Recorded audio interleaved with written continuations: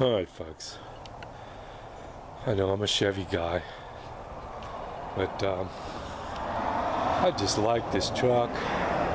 I saw it on the marketplace and the guy just didn't want to deal with any people, so he let me have it for like half what he had it listed for. I don't know if he just listed it high or what, but yeah, it's an old 70 short bed.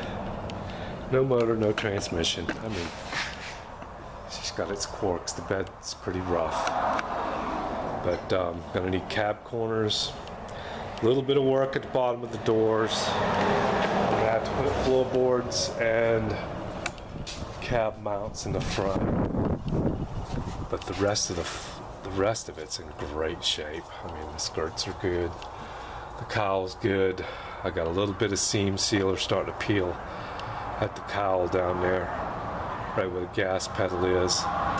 Hood, typical, pretty much shot. Mainly it's the inner structure's all shot on it. I mean, I don't know if they sell an inner structure. The outer structure's not too bad, all pretty much patchable. You know, little spots like this. And I do know what they want for a new hood, so it will be a patcher one.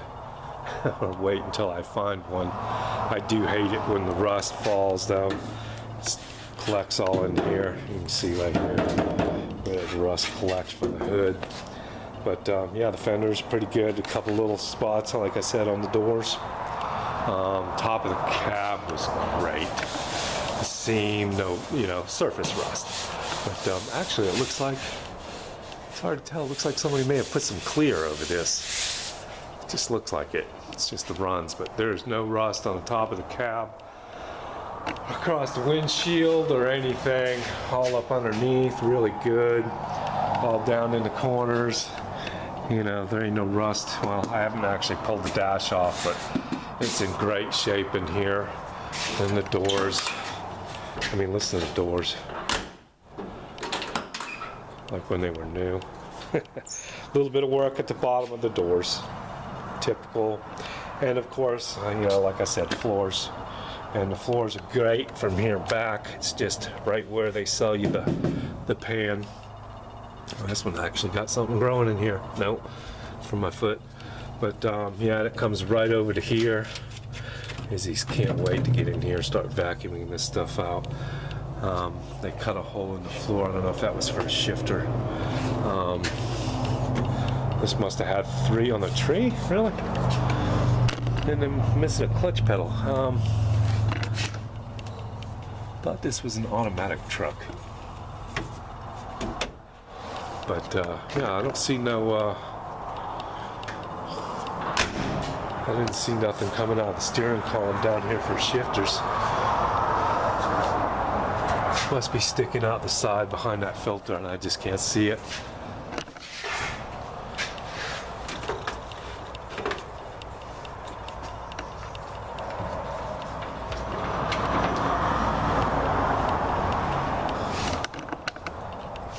Yeah, there's probably a lever that sticks out right there. We'll go down to the automatic. But yeah, it was a power steering truck. Steering box, had a 302 in it. Actually, I do have the motor, not the motor, a Mustang motor. Is given with me, and a C6 automatic transmission. They both need to be rebuilt. He's going to deliver them to me. It's got all the hubcaps, all the beauty rings, stock steel rims. Yeah, the rear end's bad. I just crawled underneath there and checked that. Tailgate's in pretty good shape.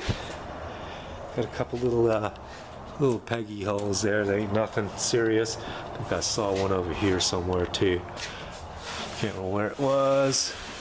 I'll run my hand across it until I feel it. It's hard to tell with the way it's the paint's chipping off of it, but it's really in relatively great shape. Bumpers are good. Nice little truck. I actually like this little truck. And TJ's going to give me his motor out of his Mustang. And it just has, needs to be bored. So we'll have that one I can go ahead and put together. and he's giving me all the leftover parts from this build here, which it came with a starter, flywheel, standard flywheel, you know, all the Mustang stuff. And this is actually going in his car after I put the heads on it today.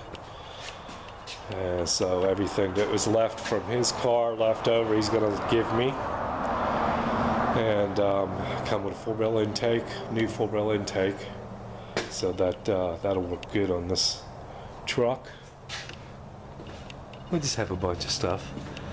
You know, I've been accumulating some Ford parts. There's the intake, and I'll use the GM distributor, seeing as it was, you know, basically TJ bought that stuff new, so that we could use it to start his engine. And luckily we did, because I don't know, he also probably saw in the other video, if I uploaded it yet, that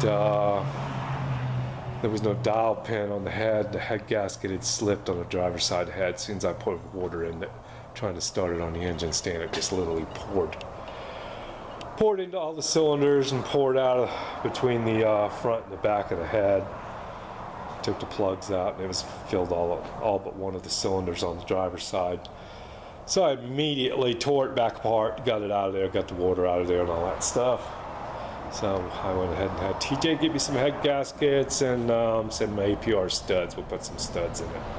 But yeah, that's his intake, trick flow intake. It's got to be cleaned. And throttle body and stuff like that. So, and he bought headers, so them stubs are just what I was going to hook the exhaust to for cranking it on the engine stand. So I'll use his headers.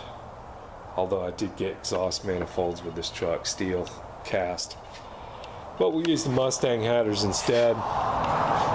But yeah, you know, nice little truck, got a title with it. You know, seat's not in bad shape, kind of dirty in little spots, but yeah, around the back window, great. Headliner in pretty good shape.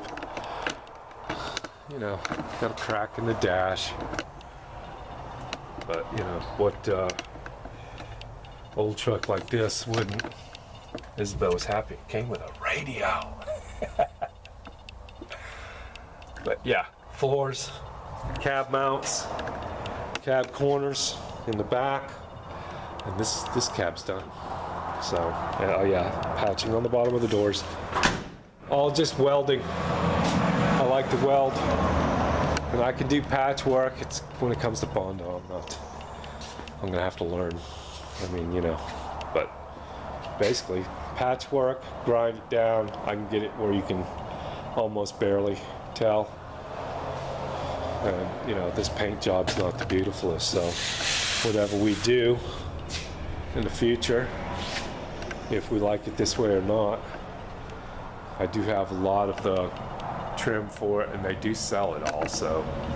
I don't know if I really want to put the trim back on it or leave it this style. I have to look at some of them online, see what they look like.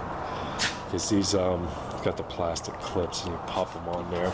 This thing's got a couple little dings in the doors and stuff, so you know, I might just drill out all them things and weld up all these holes. They're just itty bitty holes too, easy to grind, as long as you don't get them too hot. We shouldn't distort it too bad, but yeah. I talked to Matt last night. He called me. I kind of let him know something followed me home on the back of the Dodge. So, Buck's Wood Shop, Matthew. He's got Grandpa's old truck, Dad's truck. He loves these old Fords. And I made a comment on his video. One followed me home last night. He called me right up. I left him kind of hanging a little bit on the comments. So he wanted to know more about it. I told him I'd do a video first thing today. So now I've just got to upload it after I get a few things done. It's not the straightest old truck, but she's a pretty one. Izzy likes it. I think it's gonna be her Mustang, or her part of her collection. So you see what we got in front of us. A whole lot of cab and structural, or underneath, but shouldn't be too bad.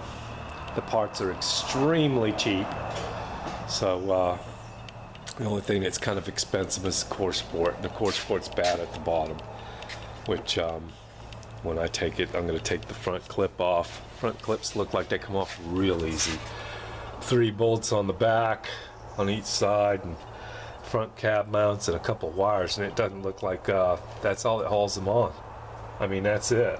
Like, I couldn't really see anything. You got the big cab bushings in the front down here, and the 3 bolts on each side that go all the way through, and there's nothing that holds the back of the skirts. Well, there's a piece of rubber tire that looks like it bolts on down there. I don't know if y'all can see that or not. Right there, it's like a little piece of rubber tire that bolts over to the fender skirt. I guess it just keeps it from wobbling a little bit or something. But yeah, I'm gonna pull this front clip off. That'll make it easier to get to those cab mounts underneath there. And the cab mounts weld onto the floor pan, and the floor pan needs to be replaced. So we're going to start from there. Everything will be much easier without the motor and stuff in it, so I'm going to do that first. And top of the cab is, usually the worst on these. There is one spot on each side on this thing. Cab here, let's see if I can get this. There we go. Not bad though. It's right about where the seam sealer is, a little bit there, but nothing on the top of the drip rails all the way around, which is really phenomenal. So I guess this was a Georgia truck. Had to be, for it to be in that good a shape. It's like Matthews up there. Here's his Georgia truck. Been Georgia truck its whole life, so they sound good when the door's closed. This door's kind of a little dented in a little bit there, not so straight, but like I said, she's not straight. It's not going to be a rat rod, but it's going to be just an old truck. It's going to be a Survivor. There you go. We'll make this one kind of a Survivor.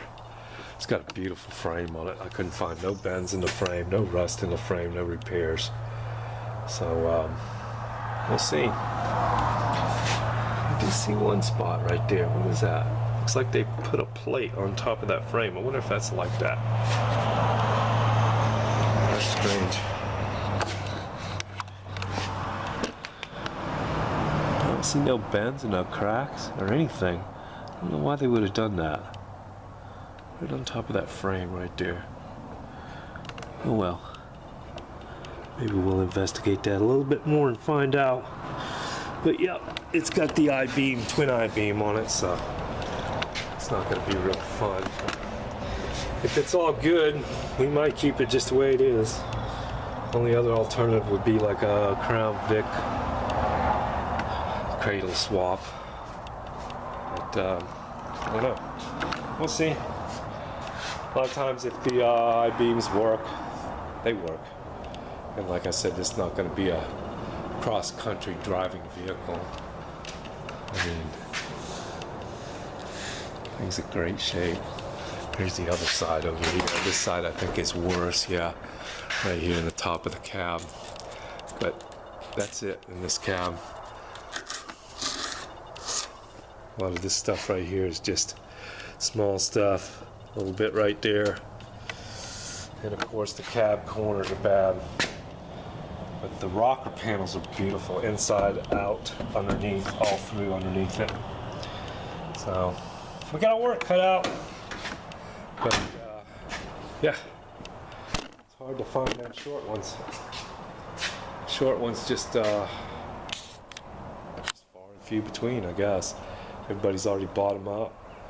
And if you do find one, you're gonna pay a fortune for it. Or it's one that somebody's already fixed and they are a fortune. So yeah, we don't have a fortune and I don't have a fortune into it yet, so mainly it's going to be a labor thing, and you know what they say, that's a labor of love. So we love these things. These are our children. The beast, the vet. I don't know, I've gotten to where I don't want to get rid of anything anymore. So you think back of all the vehicles that you've owned in life, and then you realize that some of the vehicles were really, well, for me, were really rare. I mean, I had a 70 Judge 4-speed air car, 455. I think it was 455. I ended up building a 400 and putting in it, but it was a one-owner car. I bought it from the original owner, or actually the original owner gave it to me. It was sitting in his backyard in the field. Actually, I think I put an axle in a diesel Tornado for him. It was a Cadillac, that's what it was. Yeah, Tornado. That was when they put the 6.2 diesels in them there for a while. Can't remember what it was. I ended up with that car too, so it was like 70,000 mile diesel. But they drove it for a couple of years, and then I ended up with that. But I ended up with that GTO Judge, and it was green with the Judge. I mean, it was all original paint and everything. Beautiful car, green interior. But I traded it for a 65 El Camino. I mean, on and on and on. This is just some of the cars that I've had. 64 Corvette convertible. That was another one I kicked myself on. But, you know, I bought this car up there, the Vet, just for the interiors and side pipes. It was totaled. Frame was folded right up to the windshield almost. I fell in love with it when I got it home. I decided to build a frame and got a 77 front clip off of a junker I bought and put it together. 29 days. I had it running. Out there beating it around in the street. So, can't do that now, but, you know, some of the cars I've had, more than a dozen Corvettes over my lifetime. But yeah, I'm kind of shifting to a Ford now, I guess. I'm just shifting to unique. I like unique. I don't care if it's Ford, Dodge, Chevy, doesn't matter. Heck, it even be a Toyota. I've had Toyota Supras that I liked. 87 Supra 5-speed, inline 6. Tire smoker. Squirrely. Rusty, but it ran great. You know, over the years we've had a lot of things. But I've got to the point where I don't want to get rid of them anymore. Here's another project. Little Kubota. That thing followed me home the other day too. It was broken half. Transmission bell housing's broken half on it. All the bolts were out of it.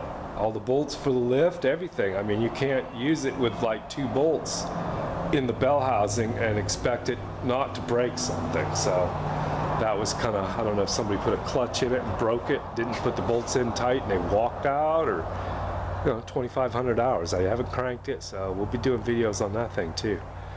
I did put all the bolts back in the bell housing, pulled the crack up tight, and you know, I'm just going to weld the bell housing, and then I'll find out if it even runs. So we'll see.